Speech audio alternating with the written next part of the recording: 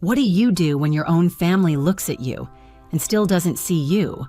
Not who you've become, not what you've sacrificed, just who you used to be, or worse, who they assumed you were.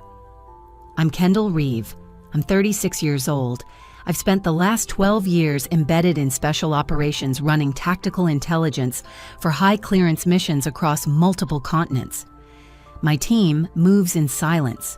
We analyze, redirect, and neutralize threats before they hit front-page news. I've briefed NATO officers, helped reroute active drone paths, and identified signals that saved squadrons from vanishing mid-air. But none of that mattered the night my own sister laughed in my face and said my job was cute. It was supposed to be a celebration. My parents, or technically my mother and stepfather, were marking their 40th wedding anniversary.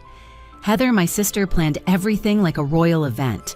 She's a high-end interior designer now, the kind whose life gets published in luxury lifestyle spreads. She turns mundane rooms into dreamy backdrops for rich clients who want their homes to feel curated.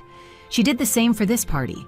Chandeliers imported from Paris, candles that cost more than my boots, caterers in black vests who barely made eye contact unless you held a wine glass with confidence. I hesitated even as I stood outside her house, gripping a decent bottle of Cabernet and staring at my reflection in the tinted window of my rental. Pressed blouse, charcoal slacks, my military ID clipped neatly to my belt. Not glamorous, not soft, but me. I wasn't there to impress. I was there because Richard, my stepdad, had asked. He's always been decent even when quiet. He'd called me a week before and said it would mean a lot to your mother if you came. That usually meant she'll be furious if you don't. I almost declined. But Naomi, my teammate and closest friend on base, said something that made me pause. Maybe they still don't deserve you, Kendall, but maybe you deserve to show up anyway, for yourself. She was right. I'd built a life of impact. I didn't need their approval. But maybe I needed to stand in that house just once and not feel like the afterthought. Heather's house sat like a throne atop a hill in Northern California, the kind of place that made realtors drool and normal people feel underdressed. White stone facade, curved driveway, uplighting in the hedges. I parked between a silver Tesla and a black Range Rover and exhaled once before buzzing the gate. The door opened as if she'd been waiting to time it perfectly. "Kendall," she said with that practiced smile, "you made it."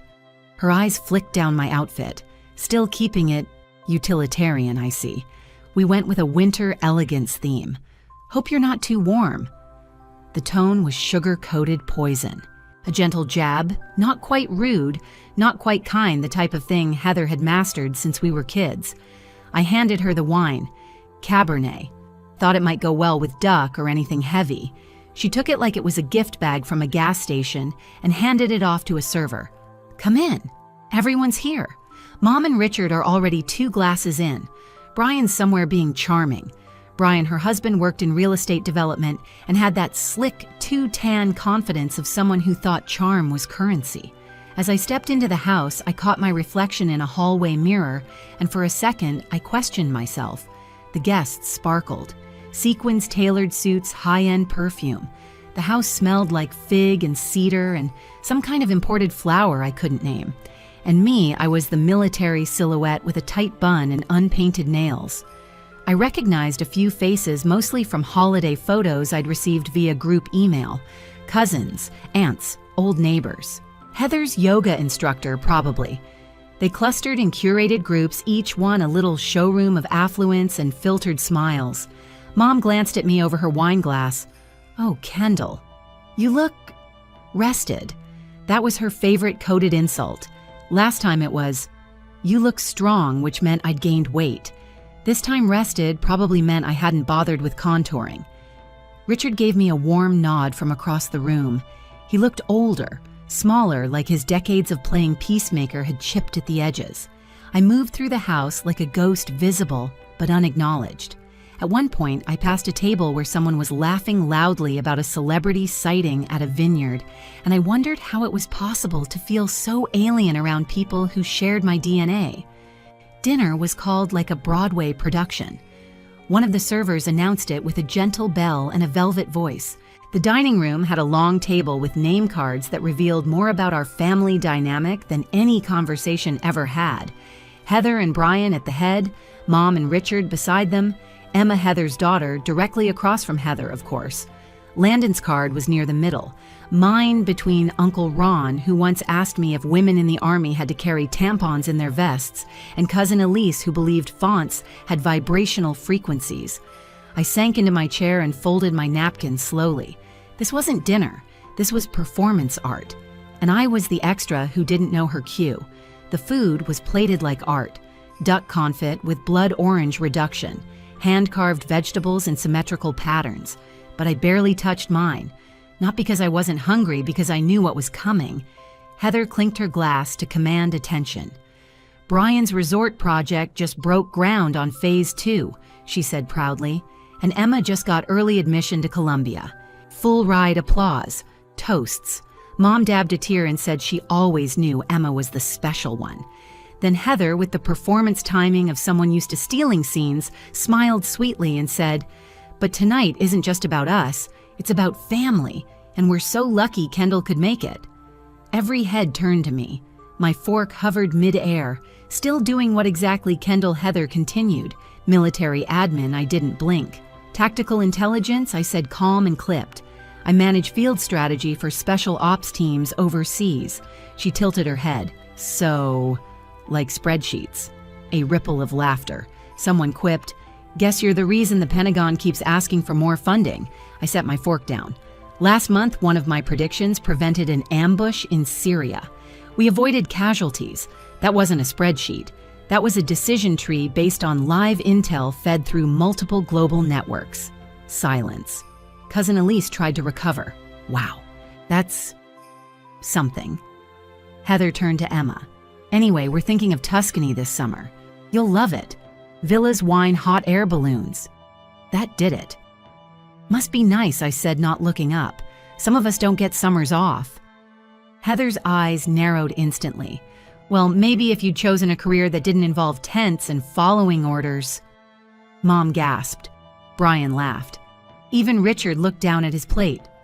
I pushed my chair back slightly. "I don't follow orders. I issue them. And those orders save people's lives." You could have heard the chandelier hum. Uncle Ron cleared his throat like he was rescuing a PR disaster. What Kendall's trying to say is that every job matters, even the behind-the-scenes ones. I turned toward him slowly. "No, I'm not trying to say anything. You just don't know how to listen." The silence held, and then I stood. Not in anger, in precision. The kind I'd learned in briefing rooms and blackout operations. Calm, still, sharp. "Excuse me," I said, and walked toward the hallway. I gripped the stair rail until my knuckles turned white. The marble under my boots felt too polished, too fake. I wasn't angry. I was exhausted. Exhausted from being the afterthought, the polite joke, the background noise, the woman they couldn't brag about because they didn't understand her. I'd intercepted intelligence that had redirected drone flights mid-air. I'd translated obscure dialects on encrypted transmissions. I'd sat across from foreign agents and walked out with classified data intact. But to my own family, I was just Kenny, the one who never wore heels, the one who didn't fit the photo albums, the one who didn't belong. I almost didn't go back in.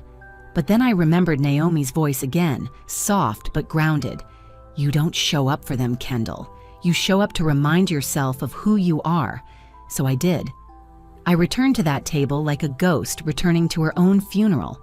Not for their approval, for my own reckoning. Heather was mid-story describing how she once made a senator cry over floral arrangements at a gala. Her voice sparkled. The guests were leaning in again. That's when the doorbell rang. The bell echoed like a warning shot through the dining room. Heather froze mid-sentence. The candlelight flickered. "We're not expecting anyone," she said, voice tight. Brian stood reluctantly adjusting his cufflinks as if it were beneath him to answer the door in his own home. The room buzzed softly with curiosity.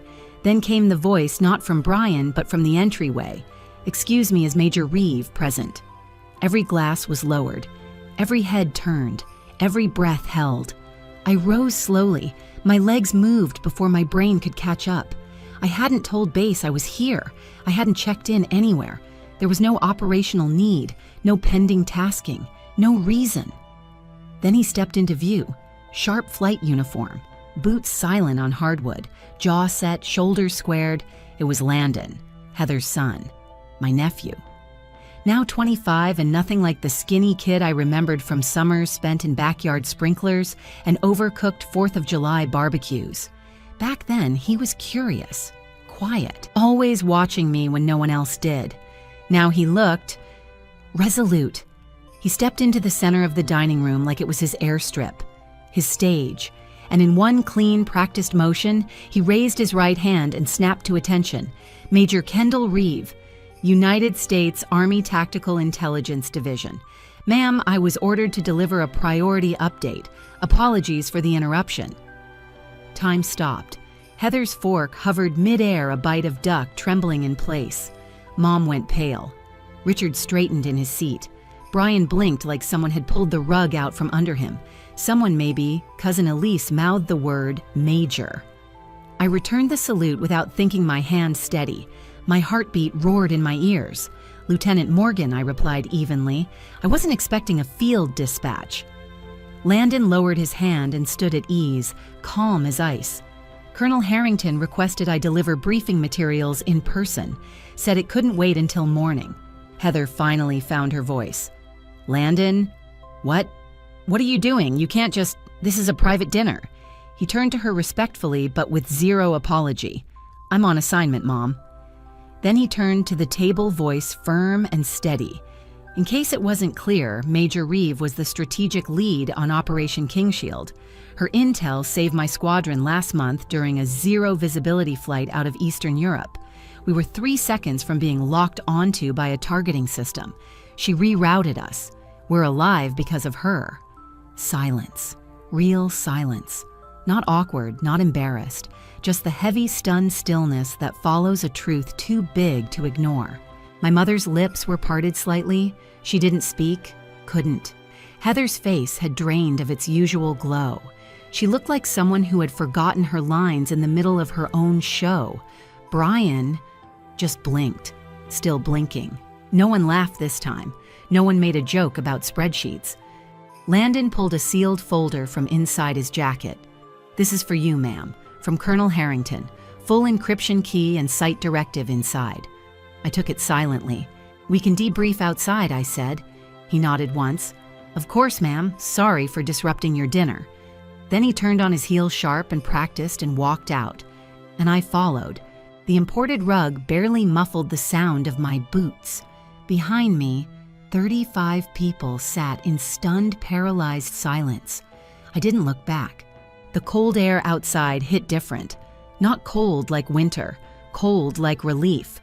I exhaled as the door shut behind me. No more chandeliers, no more seating charts, no more microaggressions disguised as concern. Landon stood by the fountain hands behind his back in classic military form. But when he looked at me, it wasn't formality anymore. It was pride. Okay, he said, grinning. That was dramatic as hell. I stared at him. You ambushed me. He raised a brow, not apologizing. Naomi told me where you were. Said your family was being themselves again. Figured maybe it was time someone showed them who you actually are. I folded my arms. You called me Major, in front of everyone. That's your rank, isn't it? I searched his face. There was no smugness, no showboating, just calm clarity. You didn't have to do that. He shifted his stance. Yes, I did. That data packet you flagged, the one you labeled Priority Echo, that intel saved us. Our bird was flying blind through fog so thick we couldn't see the wings. Your forecast vector rerouted us through a cold corridor 5 seconds before we would have lit up on thermal. He paused, then said it lower. You didn't file paperwork. You delivered survival. They needed to hear that. He pulled a sealed envelope from his chest pocket. This really is for you, by the way. Colonel Harrington, briefing at 0700, but I may have exaggerated the urgency. I cracked a smile, a real one, the first in days. Well played. He stood tall again, but this time his salute was relaxed warm. "You've got more people who respect you than you think, Aunt Kendall." Then he turned and walked into the night, leaving me alone in the quiet. And it wasn't lonely. It was earned. I stood there for a long time, envelope in hand, heartbeat settling. The same house that once made me feel so small was now behind me. The same people who once pitied my life were now speechless. And I wasn't angry. I wasn't craving validation. I wasn't waiting for an apology. What I felt was stillness. The kind of stillness that follows truth. Landon didn't come for revenge. He didn't storm in to humiliate anyone. He came to recalibrate the room, to shift the power by speaking it plainly. And he did. I had spent years waiting to be acknowledged, years wondering if I needed to explain myself better, if maybe I was the one who failed to connect. But standing there in my uniform holding classified documents from a colonel who trusted me with mission-critical data, I realized something I didn't need them to understand. Not anymore. By the time I arrived back at base the next morning, the sun had barely cleared the ridgeline. The desert air was sharp clean, the kind of air that didn't lie to you. I walked into the ops center and straight into Colonel Harrington's briefing. Cross-border chatter near the Turkish line, he said. "Something's heating up. Reeve, I want your eyes on the Syrian corridor. Map it for choke points. If they're moving, we need to know where they'll land." I didn't hesitate. I sat down, pulled up the surveillance grid, started connecting signals like a composer writing music. No applause, no clinking glasses, just the steady rhythm of a keyboard, just the life I'd built one clear decision at a time. Later that afternoon, Naomi handed me coffee without a word. I raised an eyebrow. "You told him." She smirked. "He reached out last week, said he was tired of being told about you, figured it was time he saw the real thing." I shook my head. "He didn't have to go that far." Naomi didn't miss a beat. "You deserved that moment, Kendall. He just gave the room permission to see it." I nodded, not in agreement, in recognition. 3 days later, base security buzzed my line. "Civilian requesting entry. Name Heather Morgan." For a moment, I thought I'd misheard. She'd never visited the base, never asked about where I worked, never even pretended to be curious. But now she was... Here I took a long breath. Escort her to conference room B. Clear her for non-classified access. 10-minute window. I didn't owe her time. But something in me, not forgiveness, just curiosity, wanted to know what she thought she was doing here. She walked in wearing a tailored coat and low heels, but no makeup. Her hair pulled back, no earrings, no gloss. For the first time in my life, Heather looked uncurated, like a version of herself I'd never been introduced to. She sat down slowly, folding her hands with the stiffness of someone not used to being uncertain. For a few seconds, she said nothing. Then "I'm sorry," she whispered. I blinked. For all of it. For the comments. The way I made you feel. For acting like your life wasn't real because I couldn't understand it. She didn't say it like a speech. There was no PR polish, no agenda, just truth. She kept going. When Landon walked in that night, I didn't recognize him at first, but when he saluted you, something just shifted. Not just in the room, in me.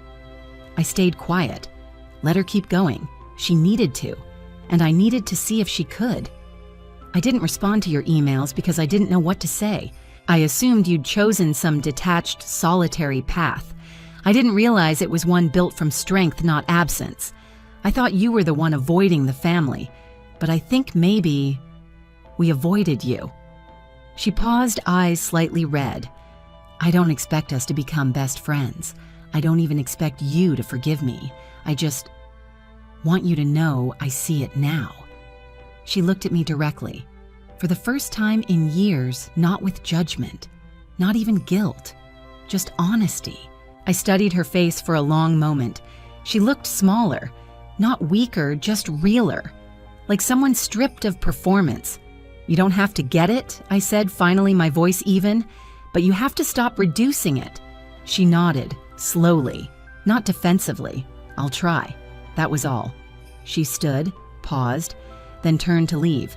She didn't hug me, didn't overcompensate, just walked away quietly, humanly, and it was enough. I didn't feel triumphant. I didn't feel the need to rub anything in. I just felt done. Done needing her to understand. Done waiting for the room to recognize me. Done asking to be seen by people who hadn't earned the right. Later that week, I found a small package in my inbox. It wasn't from Heather, it was from Landon. Inside was a framed photo, me and him sitting at the base cafeteria, still in uniform, still grinning. On the back, he'd scribbled, "Thanks for showing me what leadership really looks like. Latian Morgan." I stared at it for a long time, not for validation, not for pride, but because in that photo, in that moment, I realized something no dinner table had ever taught me. Leadership isn't about being centered in the spotlight. It's about holding your ground in the dark until the world adjusts. I placed Landon's framed photo beside another one I've kept for years. It was from a mission in Jordan. Naomi and I, dusty, squinting against the desert glare, our hair tied back tight, a half-eaten protein bar on the table between us. Both of us laughing at something no one else would understand. Those two photos side by side told a story my family never asked to hear, but I didn't need them to. One showed who saw me when I was young. The other who saw me when I no longer needed to be seen. Neither required applause, neither needed explanation. They were just true. And sometimes, truth is enough. There's this myth people like Heather believe that if you're not talked about, you're not worth talking to. That if your life doesn't fit neatly into brunch anecdotes or Instagram captions, it must be lonely. But the thing is, I was never alone. I had purpose. I had command. I had people who'd trust me with their lives in pitch black skies over hostile terrain. And most importantly, I trusted myself. The girl they dismissed at 13 for being too quiet. The woman they brushed off for wearing uniforms instead of heels.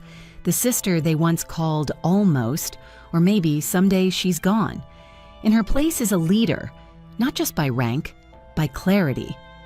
I don't need to explain my path anymore. It doesn't have to look like theirs. It was never supposed to. The dinner didn't rewrite history. Heather didn't suddenly become the sister I needed at 19. Mom didn't apologize for Thanksgiving. Brian didn't look me in the eye when I passed him at the party. And that's okay. They're still themselves, still polished, curated, market ready. But I changed. Because for the first time, I didn't need them to change. I didn't crave recognition. I didn't shrink when the spotlight passed me by. I stood up. I took up space. And I walked out, not smaller, but solid. You don't owe anyone your visibility. You don't have to perform your worth. Some of us were never meant to fit at their table. Some of us were meant to build a new one. So if you've ever been the invisible one, the quiet one, the one whose stories were never quite loud enough for the dinner conversation, let me say this: you are not a shadow. You are the structure. You are the reason the room holds shape. They just weren't facing you. Have you ever been the overlooked one in your own family? The one who built a life in silence only to return and be met with polite dismissal? Drop your story in the comments. I want to hear it, because this channel is for us. For the underestimated, the uncelebrated, the ones who rise without permission. If this story hit home like the video, subscribe for more real, raw, and resilient stories. Because here you don't have to explain yourself. You already belong.